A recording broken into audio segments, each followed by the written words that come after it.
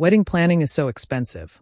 Marcus typed in his follow-up text at 2:07 a.m., still obviously drunk and unaware he was messaging his future mother-in-law instead of my daughter. But once we're married and I'm listed as beneficiary on Victoria's accounts, her mom's portfolio becomes community property. Lawyer confirmed it's basically a done deal. I sat in my silk pajamas, staring at my phone screen while my daughter's fiancé outlined exactly how he planned to steal my fortune through marriage, and decided right then that I'd give him the most spectacular wedding he could imagine. Just not the ending he expected. My hand trembled slightly as I screenshot the messages before he could delete them. 3 texts total, each more damning than the last. The third one made my stomach turn. Vic doesn't know I had my buddy run a full asset search on her mom. $3.5 million liquid, plus the properties. We play this right, we're set for life. Victoria, my sweet, trusting daughter who'd been glowing since Marcus proposed 6 months ago with what I now suspected was a carefully calculated timeline. She'd been so happy when she'd introduced him. A financial advisor who'd swept her off her feet with his charm and apparent devotion. I set my phone down and walked to my home office, my mind racing but my movements deliberate. 28 years of building my investment firm had taught me that emotional decisions were costly ones. This required strategy. I pulled up Marcus Chen's professional profile. 32 years old, licensed financial advisor with Brennan Wealth Management, graduated middle of his class from a state school. Nothing remarkable except for one detail I'd overlooked before. 3 previous engagements, all broken off within a year of proposal. My laptop chirped with another message. Marcus again. Sorry, wrong number. Too late, darling, I thought. But I replied simply, no worries, with a sleeping emoji to sell the idea I'd been awakened from deep sleep and hadn't read anything. By morning, I'd made 12 phone calls and sent twice as many emails.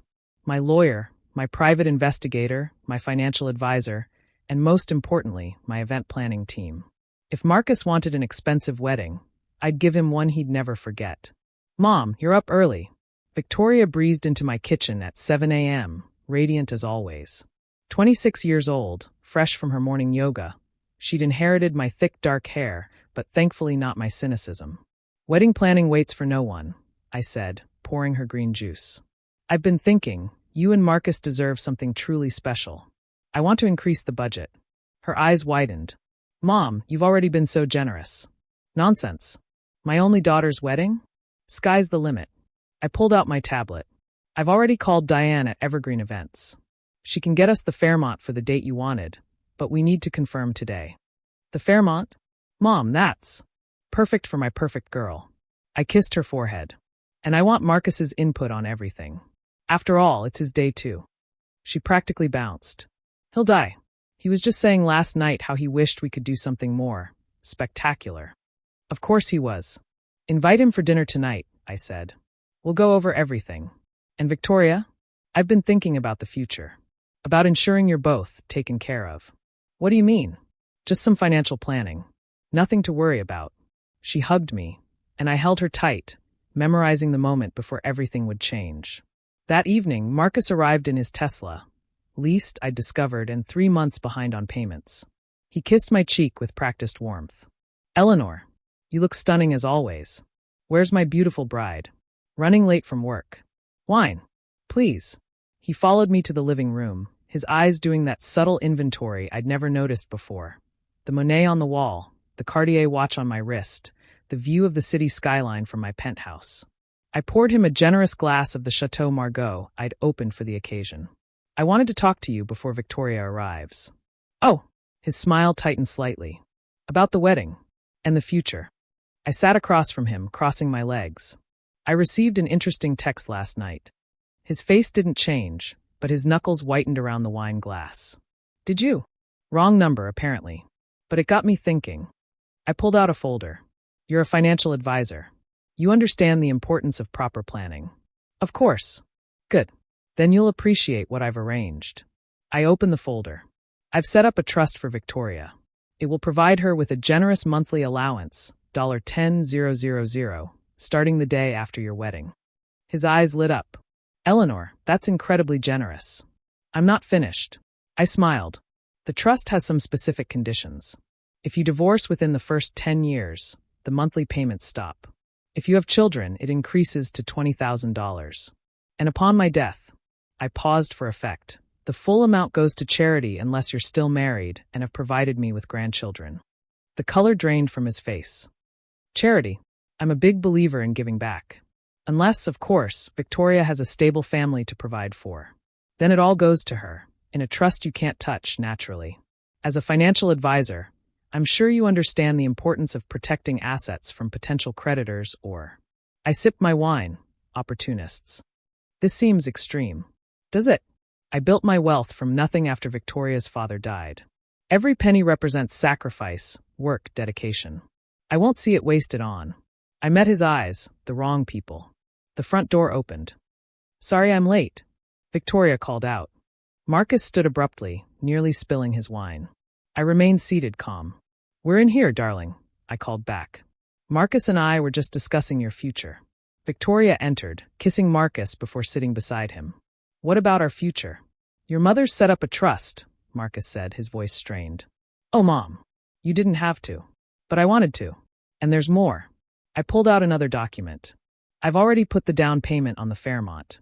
Diane at Evergreen Events will handle everything. Guest list of 500, full catering, flowers flown in from Holland. Marcus, I'll need your family's list by next week. 500 guests. Victoria gasped. Go big or go home, right, Marcus? I watched him calculate. 500 guests meant gifts, connections, networking opportunities. That's incredible, he managed. There is one tiny thing, I added casually. My lawyer insists on a prenuptial agreement. Standard stuff. What's yours stays yours, what's hers stays hers. I'm sure a financial advisor would never marry without one anyway. Marcus's jaw tightened. We haven't discussed. Oh, but surely you believe in protecting assets? I turned to Victoria. Marcus advises his clients about this all the time, I'm sure. Don't you, Marcus? He was trapped and he knew it. Of course. Prenups are sensible. Wonderful. I'll have my lawyer draft something fair. Now let's talk about the honeymoon. I was thinking a month in Europe. My treat, of course. The rest of dinner was a carefully orchestrated performance. I dangled every carrot I could think of: the wedding, trips, connections to wealthy clients who might need a financial advisor. Marcus's greed battled with his growing realization that the prize he'd been after was being locked away behind legal barriers he'd never breach. Over the next 3 months, I became the wedding planner from hell. If hell involved unlimited budgets and exquisite taste. Every vendor meeting required Marcus's presence. Every decision needed his input. I scheduled fittings during market hours, cake tastings during client meetings, venue walkthroughs at dawn. Your mother's really going all out, Marcus complained to Victoria one evening. I was in the kitchen, but their voices carried. Isn't it wonderful? She just wants everything perfect. It's a lot. Are you complaining about my mother spending a fortune on our wedding? Victoria's tone had an edge I recognized. She'd inherited my intolerance for ingratitude. No, of course not. Just what, Marcus? I heard him backpedal frantically. The wedding had become a prison of his own making. Call it off, and he'd reveal his true colors. Go through with it, and he'd be trapped in an ironclad prenup with a trust he couldn't touch. 2 weeks before the wedding, my private investigator delivered the final report. Marcus wasn't just a gold digger. He was a serial one. The 3 previous engagements had all been to wealthy women. All had ended when financial protections were put in place. But there was more. He'd been stealing from clients at Brennan. Small amounts, carefully hidden, but the pattern was clear. My forensic accountant had found evidence of at least $200,000 in misappropriated funds. I sat Victoria down that evening with the evidence. I don't understand, she said, staring at the documents. Marcus? Stealing? I'm so sorry, sweetheart. She was quiet for a long moment. Then, the wedding's in 2 weeks. We can cancel. No. Her voice was steel, my daughter after all. We're going through with it. Victoria, I want him to stand at that altar in front of 500 people and wait for a bride who never comes. She looked at me. Can you arrange that? I smiled. Darling, I've been arranging that for 3 months. The day of the wedding was perfect. Clear skies, warm breeze, the Fairmont decorated like a palace. Marcus stood at the altar in his custom tuxedo, watching the doors with anticipation that slowly morphed into concern, then panic. The music played. The doors remained closed. At the 30-minute mark, I stood up and walked to the microphone. Ladies and gentlemen, I'm afraid there's been a change of plans. I clicked a button, and the screens meant for the wedding slideshow displayed Marcus's text messages. All of them, including the ones where he'd discussed his plans with his lawyer buddy, the asset searches he'd run, the previous engagements. My daughter won't be joining us today, I announced to the stunned crowd. But please enjoy the reception. It's all paid for.